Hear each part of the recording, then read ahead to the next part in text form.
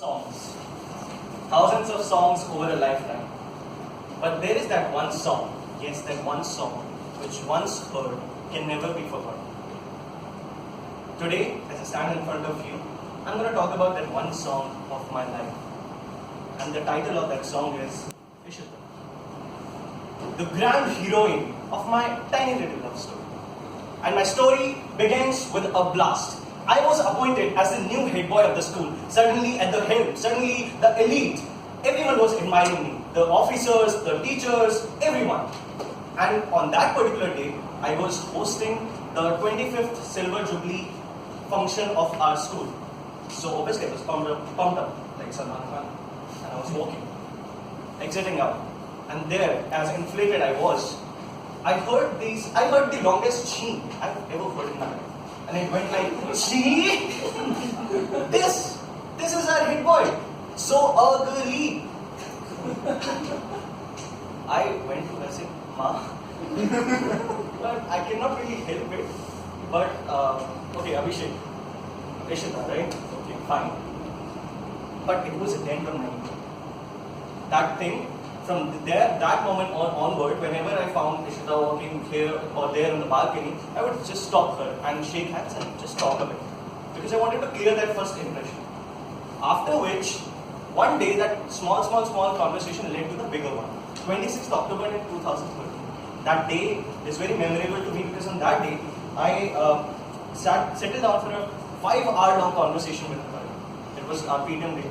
So, when I was leaving, obviously I didn't want to leave, but when I was leaving, she came to me and she said, you know, any boy who talks to me for this long ends up in a relationship with me. I said, okay, fine, I won't do that. Pinky swear. She did something which was very adorable. She did, what if I fall in love? Okay. We'll see. And that face was adorable. But 3 days later, the same face was enraged and she was approaching me and she almost held my face and said, you know what? It's because of you that I'm angry. It's because of you that I'm hungry all of the time. And it's because of you that I'm smiling all of the time. People are saying that you have gone mad because of you, all because of you. And my reaction was, you know what? You should leave me. Okay, fine. And I knew what was happening. What was about to happen. 3 days later, she actually proposed me over the call, and that experience was electric. Though I was in love at that point of time. Eventually, as it turned out, officially, I was her 13th boyfriend. But she was my first. A lot of problems came. Suddenly, the teachers of the school, I was their favorite, but the expression changed on their faces. I was certainly the troublemaker of the school. 1,000 things you do for them, or one for your heart, and that is how they treat you. But even scarier part was coming out of the school. She still had 1 year left over there, and in that, it was very hard for me to leave her in that grave and to come out. And another important thing you'll notice is that the face-to-face conversations will hence go down, and the conversations will shift over the call, and you have to pay for the calls. I had no money. She used to pay for them 4,000, 5,000 per month. And one day she called me and she said, my father cannot pay the bills anymore, so we have to stop our conversations. I said, don't worry, I will sort. I'll do something.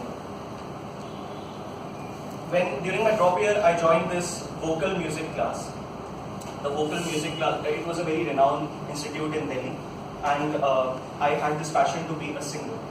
But the next day when I came out of the institute, I knew that I was crying because I knew I won't go there the next day. Just because of the fact that I was now planning to use that 800 rupees which I used to get for that vocal music class to recharge my phone and to make those calls to her. And would utilize that time to sit in a park somewhere for all those hours and all those months. But you do that for love. And I went into the college. My college was near my home, it should be. And her college was 2 hours away from her house. And obviously, that conversation over the call was also not happening now. So what I did was, I enrolled myself out of all of the societies, all of the friendship circles, and eventually would go from Itala to Noida Sector 18 metro station, would wait for an hour or so over there, and then escort her to Preet Vihar and would come back home. Those 6-7 hours for the 30 minutes of time was still worth it. But she was undergoing something else. On 6th June last year, she came to me and she said, I just can't take it anymore. You have become my everything. I'm so comfortable with you, and just because of that, I'm failing in all these spheres of life. So I had this habit to say yes to almost all of the things which she asked for. And to that thing, I cannot say no, ever. Because I have seen her being a girl who was guilt-ridden, who wanted to die, who was cutting herself, to a girl who was giving up something which was so valuable to her. And I cannot come in her way. So I said yes. However, 6 months later, I wanted to have her back. When I went back to her, all I got was some diverted calls to some boy who was treating me like a street dog. And yes, I was behaving like a street dog because my self-esteem was my bone, which I was placing in her feet every time, my master, and she was kicking it in all the directions, while I was getting hold of it and bringing it back until it was crushed. It got crushed finally. I gave up on everything. Just one thing which I didn't give up were the promises, which I'm still fulfilling. You watch me happy all the time.